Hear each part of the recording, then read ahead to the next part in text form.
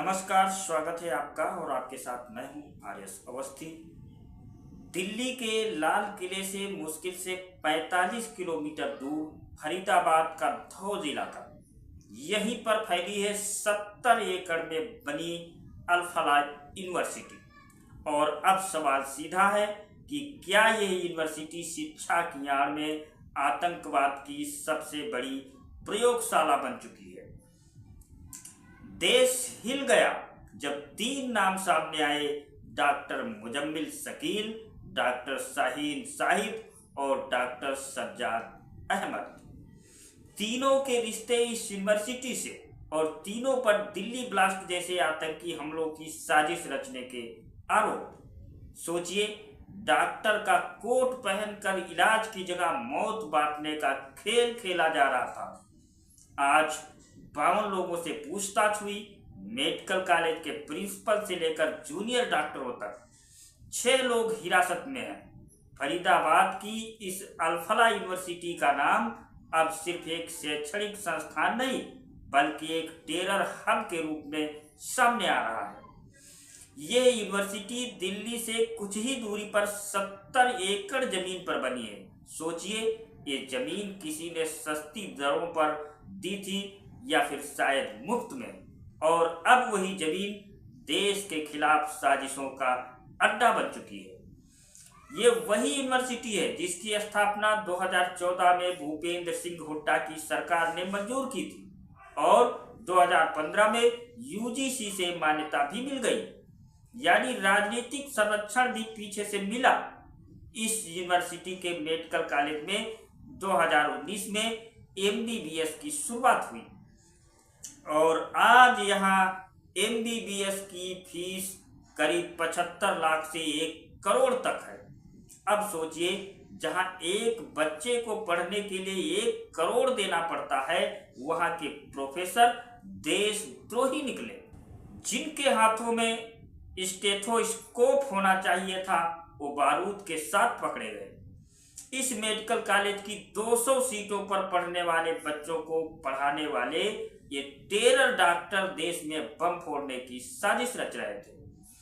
इसी कैंपस में हॉस्पिटल भी है जहां मरीज इलाज के भरोसे जाते थे और वहीं बैठकर आतंक की प्लानिंग की जा रही थी। अब आते हैं उस इलाके पर जिसने पूरे हरियाणा का गणित बदल दिया, और वो है मेवात। हरियाणा की मुस्लिम आबादी सिर्फ 7% है, जबकि हिंदू आबादी 87.7%।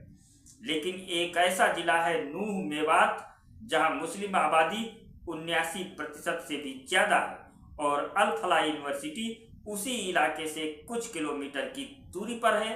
क्या ये सिर्फ इत्तेफाक है? याद रखिए, 1981 में मुस्लिम आबादी मेवात में 66% थी, 2001 में 75% हुई, 2011 में 79% पार कर गई और आज 2025 में हालात उससे भी आगे है। ये जनसंख्या वृद्धि नहीं, डेमोग्राफिक इवेंजन है। डॉक्टर मुजम्मिल शकील जिस मस्जिद में नमाज पढ़ाने जाता था, उस मस्जिद के इमाम को भी पुलिस ने गिरफ्तार किया, और वो भी मेवात का ही रहने वाला था। मेवात में आज 130 से ज्यादा मदरसे हैं जिन पर कोई नियंत्रण नहीं। ये वही मदरसे हैं जहां से ब्रेन वॉशिंग और कट्टरता की फैक्ट्री चलती है। अब सवाल उठता है कि क्या दिल्ली से सटा फरीदाबाद और मेवात आतंकियों के लिए नया सेफ जोन बन चुका है, जहां वो न सिर्फ छिपते हैं बल्कि आतंक का इंफ्रास्ट्रक्चर भी तैयार करते हैं, जहां white collar terrorist doctor, engineer और एजुकेशनिस्ट बन गए हैं देश के दुश्मन। दिल्ली ब्लास्ट में गिरफ्तार डॉक्टरों का नेटवर्क विस्फोटकों से हमले की साजिश रच रहा था, तो दूसरी तरफ अहमदाबाद में एक और डॉक्टर जहर से बायोलॉजिकल अटैक की तैयारी कर रहा था। यानी अब आतंक की नई नस्ल तैयार हो रही है, व्हाइट कॉलर टेररिज्म की नस्ल, जहां डिग्री है, पहचान है, लेकिन अंदर से सोच वही है भारत विरोधी, सनातन विरोधी। ये सिर्फ जांच का मामला नहीं, ये सवाल है, क्या हमारे विश्वविद्यालय अब जिहाद की फैक्ट्रियां बनते जा रहे हैं? क्या वे वही शिक्षा मंदिर हैं जिन्हें हम अपने बच्चों को सपनों के साथ बेचते हैं और लौटती है देशद्रोह की बू। अब वक्त आ गया है कि भारत ये तय करे, भारतवासी ये तय करे, पढ़ाई के नाम पर विस्फोट नहीं चलेगा, डॉक्टरी के नाम पर जहर नहीं चलेगा और व्हाइट कॉलर टेररिस्ट को इस मिट्टी में पनपने नहीं दिया जाएगा। क्योंकि ये भारत है, यहाँ कोई भी संस्थान, चाहे वो यूनिवर्सिटी हो, अगर इस धरती के खिलाफ खड़ा हुआ तो उसे उसी धरती में दफन कर दिया जाएगा। जय हिंद।